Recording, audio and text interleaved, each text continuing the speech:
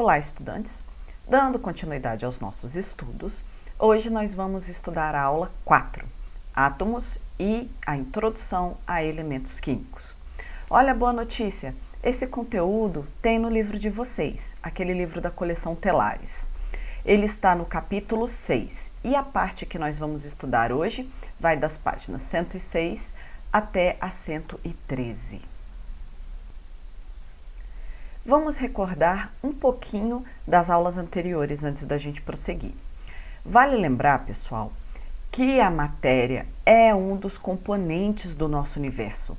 A matéria forma todos os corpos, tudo que nós conhecemos, incluindo eu, você, os seus animais de estimação, a sua casa, o que você come, o ar que nos cerca, a água, tudo é formado por matéria.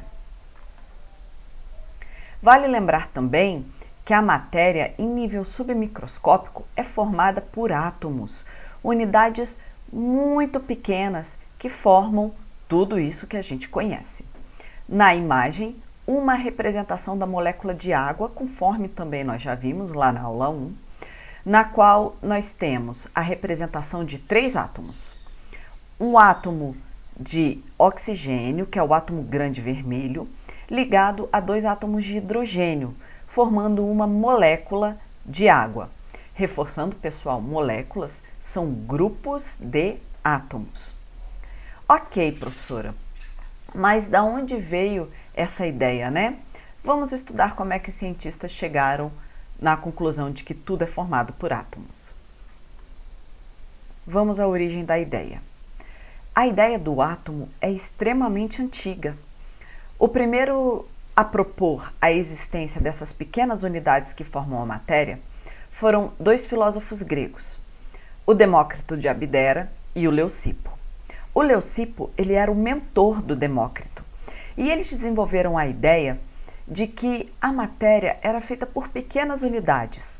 Os corpos poderiam ser divididos em pedacinhos cada vez menores, até chegar num ponto que não seria mais possível dividi-los.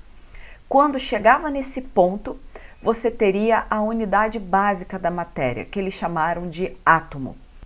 Átomo é uma palavra cujo o prefixo a significa negação, que não pode, e tomos vem da ideia de dividir.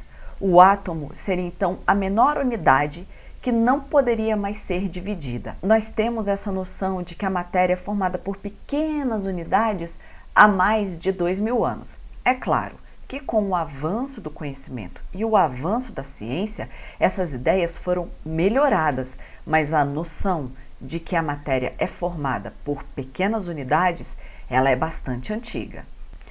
Os filósofos gregos eram geniais. Séculos mais tarde veio o trabalho do cientista inglês John Dalton. Baseado em experimentos que já vinham sendo feitos sobre a conservação da massa, o que significa?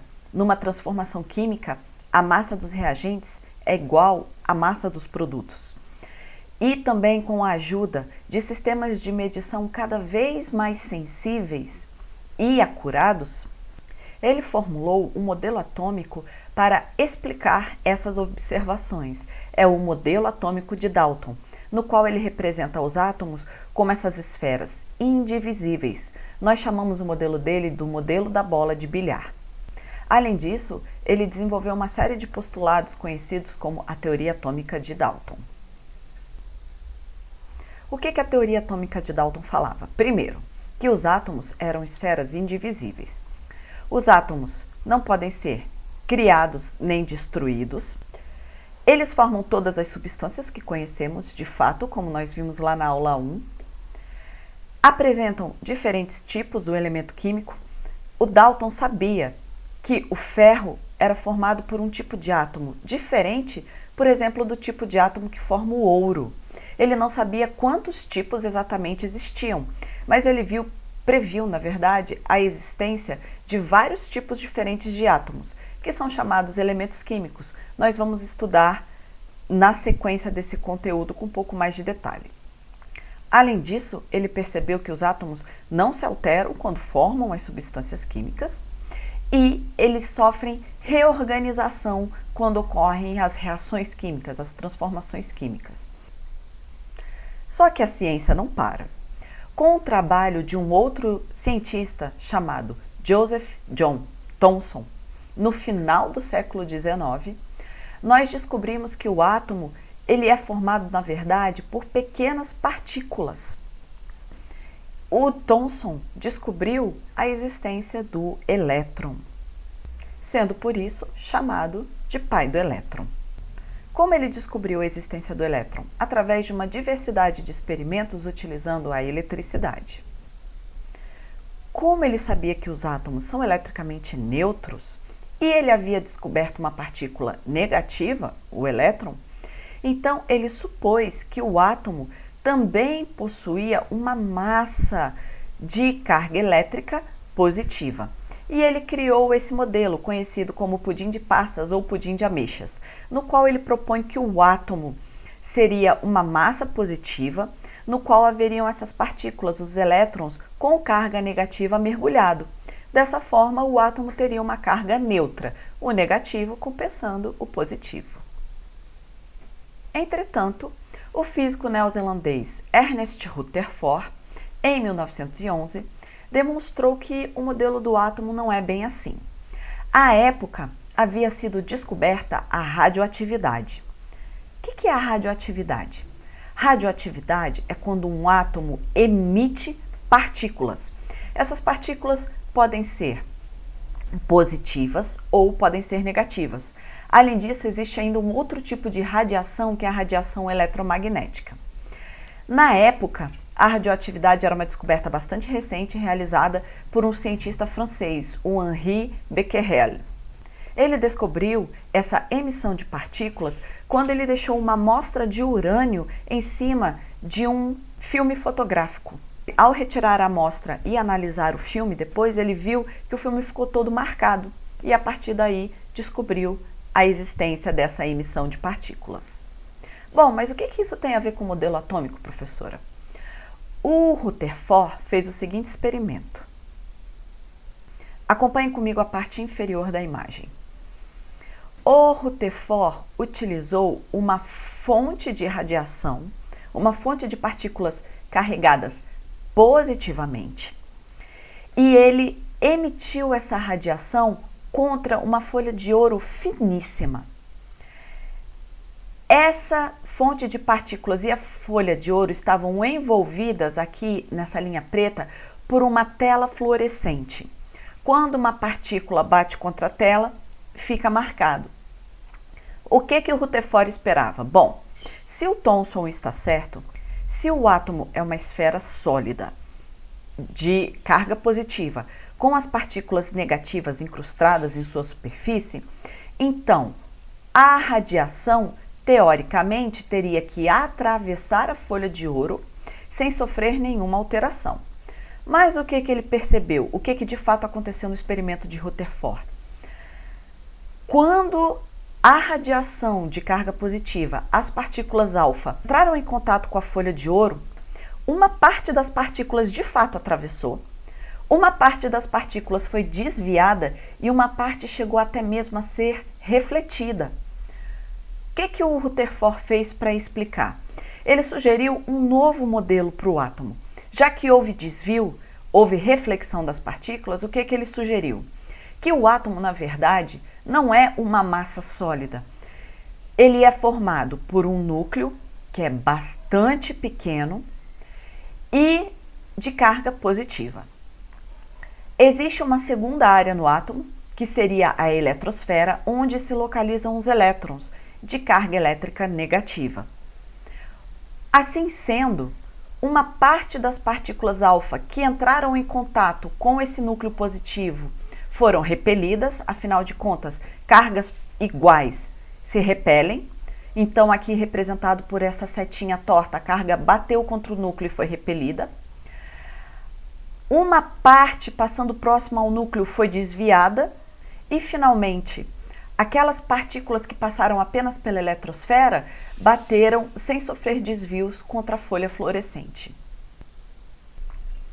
Assim, conforme o modelo atômico de Rutherford, o átomo vai possuir duas regiões específicas. A primeira é o núcleo. No núcleo, nós temos partículas de carga positiva, que são os prótons, e a maior parte da massa do átomo fica concentrado nele. Só que olha que curioso, o núcleo ele é diminuto, ele é muito pequeno e ele é a região central do átomo. A outra região é a eletrosfera. Na eletrosfera nós temos os elétrons, que têm uma massa mínima, ínfima, comparada com a massa dos prótons lá do núcleo. Eles se movimentam a altas velocidades na região da eletrosfera. E olha que interessante, a eletrosfera é a maior parte do átomo. Ela chega a ser 10.000 vezes maior do que o núcleo. Então reparem aqui na imagem do modelo atômico de Rutherford. Em preto, no centro, nós temos o núcleo representado bem pequenininho e os elétrons em vermelho se movimentando a altas velocidades na região da eletrosfera. Olhem que interessante, pessoal. Conforme o modelo atômico de Rutherford, a maior parte do átomo é uma área vazia. É uma área onde você tem elétrons em movimentação. Você não tem massa, você não tem matéria lá no meio. Muito doida essa ideia, né? Mas sim, o núcleo é uma parte pequenininha. Os elétrons são partículas bem pequenas que ficam se movimentando ao redor do núcleo na área da eletrosfera, lembrando que essa é uma área vazia.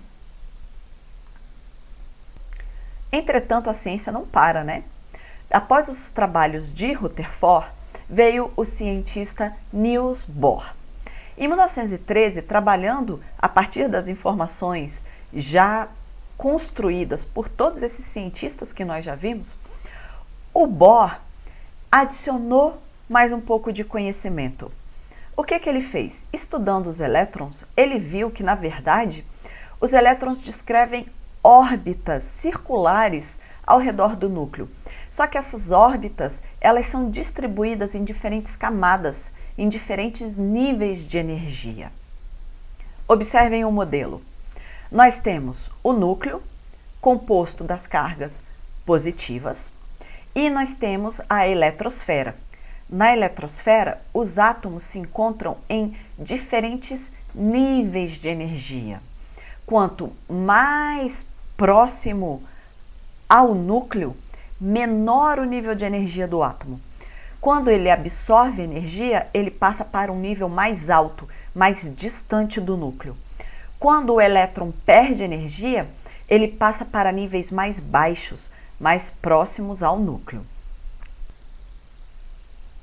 Nós temos ainda mais uma contribuição que vale a pena destacar. Em 1932, já bem mais recente, o físico James Chadwick descobriu uma terceira partícula importante para a gente, o nêutron. O nêutron, olha o nome, português salva vidas, hein, pessoal? É uma partícula de carga elétrica neutra. Não é nem positiva, que são os prótons, e nem negativa, que são os elétrons. Só que o nêutron tem uma característica que é bastante importante, o valor de massa. Ele possui uma massa considerável, bastante próxima à massa do próton. Então, ele é importante para o cálculo de massa dos átomos. Aqui, pessoal, eu faço um parênteses.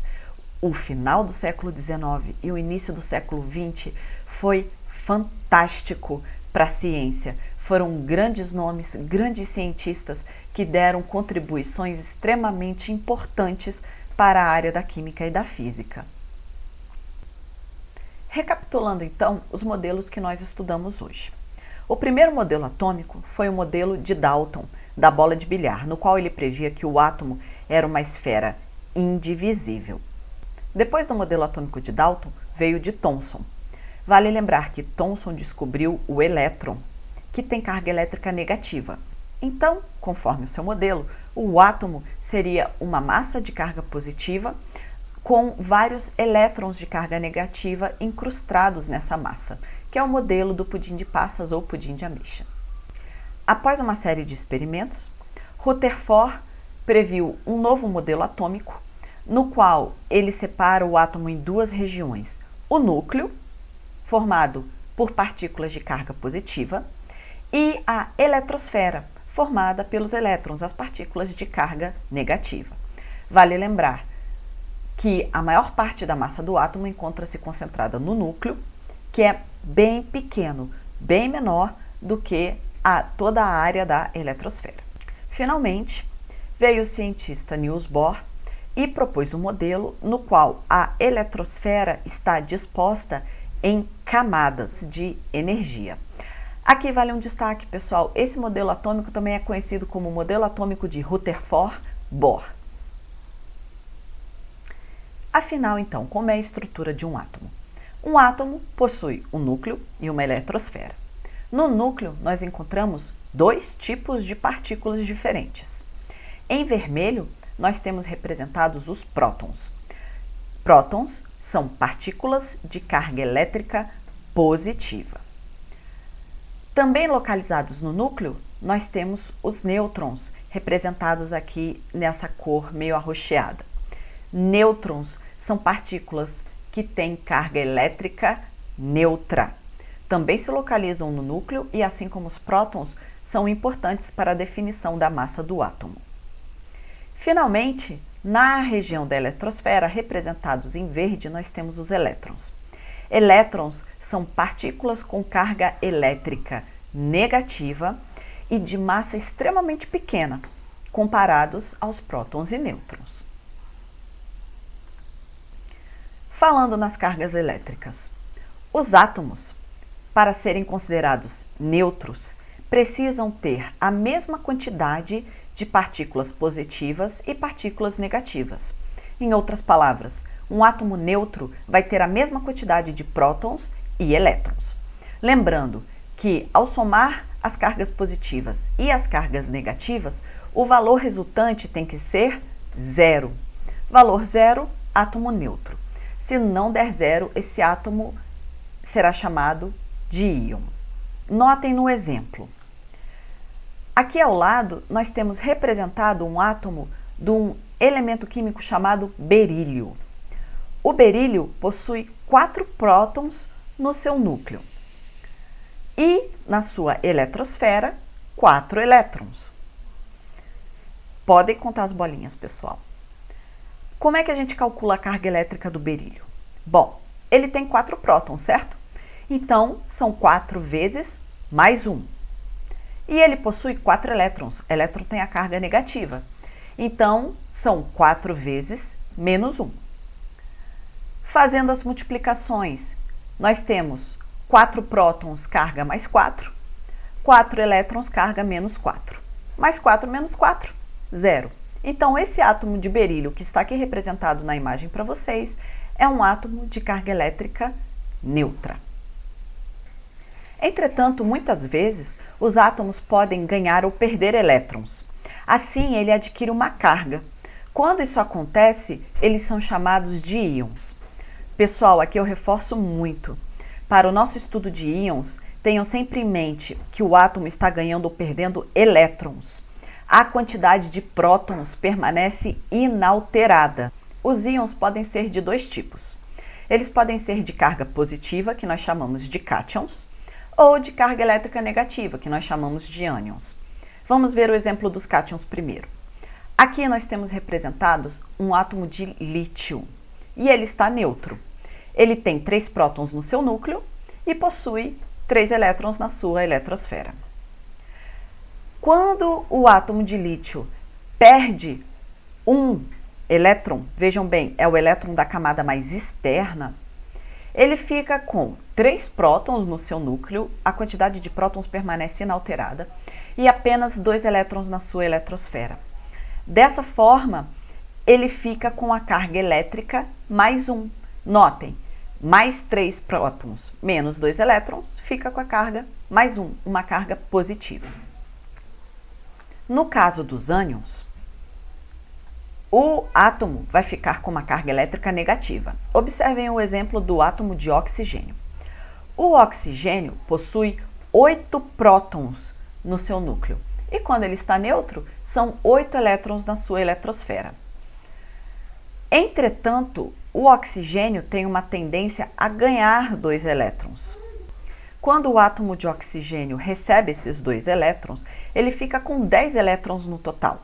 2 na camada mais interna, 8 na camada externa. Notem, a quantidade de prótons permanece inalterada. Ele tem 8 prótons, mais 8 de carga elétrica positiva. E agora 10 elétrons, menos 10, mais 8 menos 10, resultado menos 2. O oxigênio, portanto, é um ânion de carga elétrica menos 2. Bom, e qual é a forma correta de se representar um átomo? Os átomos são representados pela sigla de seu nome, acompanhado do número atômico e do número de massa. Meu Deus, professor, o que é isso? Calma, vamos ver item por item. Olhando a representação. Aqui marcado por um X, nós temos a sigla do elemento químico. Sempre uma sigla, imagina ter que escrever o nome por extenso, oxigênio, nitrogênio, nossa, ficaria horrível para representar. Então a gente sempre representa por uma sigla. Em cima, representado pela letra A, nós temos o número de massa de um átomo. O que é o número de massa? É a quantidade total de prótons mais nêutrons. E na parte inferior, nós temos o número atômico. O número atômico é o número de prótons que existe no núcleo do átomo. Olha que bacana! Se você sabe o número de prótons, você sabe o número de elétrons. A gente sempre vai partir do princípio de que o átomo é eletronicamente neutro. Vamos ver no exemplo, né? Fica mais fácil da gente visualizar. Aqui nós temos a representação do oxigênio. A sigla do oxigênio é a letra O, então nós representamos pelo O. Esse 6 embaixo é um número atômico. O que isso significa? Que existem 6 prótons no núcleo desse oxigênio. E o 12, que pode ser representado tanto na parte superior esquerda quanto na parte superior direita, é o total de prótons mais nêutrons que existe no núcleo desse átomo de oxigênio. Vejam bem, aqui eu reforço. O número atômico sempre será representado à esquerda. Sempre. Se estiver à direita, pessoal, vai estar errado, certo? O número de massa pode ser à direita ou à esquerda. O número atômico é sempre à esquerda. Reforçando, o número atômico, representado pela letra Z, é o número de prótons que vai ter no núcleo do átomo. Exemplo, o ferro. O ferro tem 26 prótons no seu núcleo, portanto, ele é representado pelo Fe com o 26 escrito na parte inferior à esquerda. O ouro possui 79 prótons no seu núcleo, então ele é representado por Au, 79, escrito na parte inferior à esquerda. O número de massa é representado pela letra A. O que é o número de massa? Ele é a soma do número de prótons mais o número de nêutrons, que estão presentes no núcleo do átomo. O número de massa vai nos dar a quantidade de partículas que estão lá no núcleo. A, portanto, na fórmula é igual a Z mais N. Z, número de prótons, N, número de nêutrons. Vamos pegar o exemplo do ferro. O ferro tem 26 prótons no seu núcleo e 30 nêutrons. Z, 26. N, 30. Substituindo na fórmula, o número de massa é 26 mais 30, sendo igual a 56. Como é que nós representamos então o átomo do ferro? O ferro terá o seu número atômico representado na parte inferior, sempre à esquerda, que é o 26, e o número de massa representado na parte superior, tanto à esquerda quanto à direita, 56. Um outro exemplo, o do ouro novamente. O ouro possui 79 prótons e 118 nêutrons no seu núcleo. Para fazer o cálculo do número de massa, A é igual a Z mais N, A é 79 mais 118. Fazendo a continha, a gente descobre que o número de massa do ouro é 197. Na representação, AU para o ouro, 197, o número de massa na parte superior, tanto à direita quanto à esquerda, e o 79, o número atômico representado embaixo à esquerda. O número de massa é interessante porque a gente pode utilizá-lo também para descobrir o número de nêutrons de um átomo. Como assim, professora? Num problema, se for dado para você o número de massa e o número atômico, você consegue calcular a quantidade de nêutrons. Veja aqui no exemplo do nitrogênio. Nitrogênio tem o número de massa 14 e o número atômico 7. Se você fizer a substituição na fórmula, fica 14 é igual a 7 mais N. Transportando 7 para o outro lado da equação, N fica 14 menos 7, N igual a 7. O átomo de nitrogênio possui 7 prótons e 7 nêutrons. Vamos ver o exemplo do urânio, que a gente falou na radioatividade. O urânio tem um número de massa de 238 e o número atômico de 92. Sabendo esses dois valores, nós conseguimos saber a quantidade de nêutrons do núcleo do urânio. Como é que a gente faz isso? A é igual a Z mais N. Número de massa é igual ao número atômico mais nêutrons. Fazendo a substituição na fórmula, 238 é igual a 92 mais N. Jogando 92 para o outro lado, N é igual a 238 menos 92. N, 146. Portanto, o núcleo do urânio possui 92 prótons e 146 nêutrons. Na aula de hoje nós vimos muitos conceitos novos, pessoal. Vamos parar por aqui. Na próxima aula a gente vai estudar a segunda metade desse conteúdo. Vamos ver as camadas eletrônicas, também vamos estudar com mais calma isóbaros, isótopos, isótonos e vamos ver um pouquinho do que é a tabela periódica e da organização dos elementos químicos. Enquanto isso, leiam o conteúdo. Quem tem o livro, aproveite e leia o livro. Nós estamos deixando material na sala de aula para vocês poderem consultar também. Estudem, façam o formulário, exercitem os conhecimentos de vocês, que na próxima aula nós teremos mais assuntos novos, ok? Qualquer dúvida eu estou à disposição, podem entrar em contato comigo pela sala de aula ou nos plantões de dúvidas. Aguardo vocês.